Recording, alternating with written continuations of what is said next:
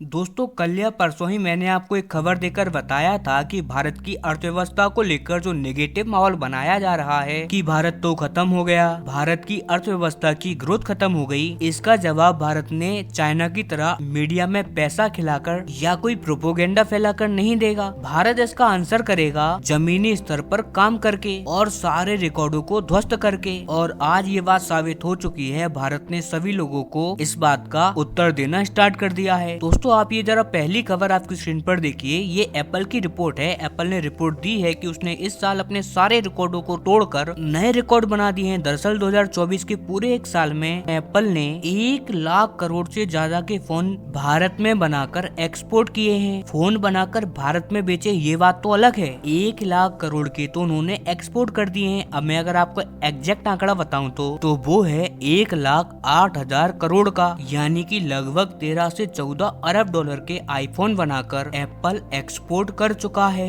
2024 के पूरे साल में, यानी कि 1 जनवरी से 31 दिसंबर 2024 के इन 12 महीने के ड्यूरेशन में। और इस टाइम पे हमने सारे रिकॉर्ड ध्वस्त कर डाले हैं। और अगर आपको ये लगता है कि अरे ये तो कम है, तो आप जरा ठहर जाइए। ये दूसरी खबर आप जरा देखिए। दरअसल भारत का जो ई कॉम एक्सप्रेस है ना, वो भी सारे रिकॉर्ड तोड़ रहा है। और रिपोर्ट से बताई जा रही है कि 2030 तक, यानी कि आने वाले 4 से 5 सालों में भारत का e com export 100 billion dollar के पार हो जाएगा। जी हाँ, हर साल फिर हम 100 अरब डॉलर का एक्सपोर्ट किया करेंगे ई कॉम का। इतना ही नहीं, इस रिपोर्ट में आगे ये भी बताया गया है कि जिस प्रकार से भारत रिफॉर्म्स कर रहा है ई कॉमर्स सेक्टर्स में, भारत 2030 तक तो 100 बिलियन डॉलर का एक्सपोर्ट किया करेगा। और उसके बाद आने वाले 5-6 सालों में भारत का ये एक्सपोर्ट 200 से लेकर 250 बिलियन के पार चला जाएगा। जी हाँ, हम आज जितना टोटल एक्सपोर्ट करते हैं ना, आने वाले कुछ सालों के अंदर इतना भारत मात्र ई कॉमर्स का एक्सपोर्ट करेगा। और लिटरली हम एशिया के अंदर ई कॉम एक्सप्रेस के हब या फिर बादशाह कहलाए जाएंगे। हालांकि फिर भी मुझे यही लग रहा है कि हम इसे थोड़ा और ज्यादा बेटर कर सकते हैं, क्योंकि आप देखिए हमारी जो एक्सपेक्टेशन है वो है 2030 तक की, कि 2030 तक हमारी जो ई कॉम मार्केट है वो 2 ट्रिलियन डॉलर के पार होगी। यानी कि अगर हम 2 ट्रिलियन डॉलर में 100 अरब डॉलर का खुद एक्सपोर्ट कर रहे हैं, यानी कि 2000 बिलियन में 100 अकेला भारत का हिस्सा है और 19 बाकी दुनिया के 190 देशों का, तब तो ये अच्छा आंकड़ा है।